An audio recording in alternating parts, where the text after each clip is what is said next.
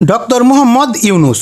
তিনি 2024 সালের 8ই আগস্ট থেকে বাংলাদেশের অন্তর্বর্তীকালীন সরকারের প্রধান উপদেষ্টা হিসেবে দায়িত্ব পালন করছেন।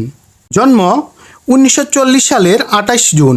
জন্মস্থান চট্টগ্রাম জেলার হাটহাজারী উপজেলার বাথুয়া গ্রামে।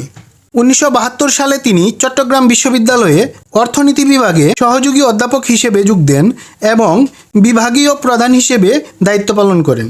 গ্রামীণ ব্যাংক প্রতিষ্ঠা করেন 1976 সালে চট্টগ্রামের জুবরা গ্রামে, কিন্তু গ্রামীণ ব্যাংক আনুষ্ঠানিকভাবে উদ্বোধন করা হয় 1983 সালে টাঙ্গাইলে। 2006 সালে যৌথভাবে নোবেল শান্তি পুরস্কার লাভ করেন অধ্যাপক ইউনূস ও তার প্রতিষ্ঠান গ্রামীণ ব্যাংক।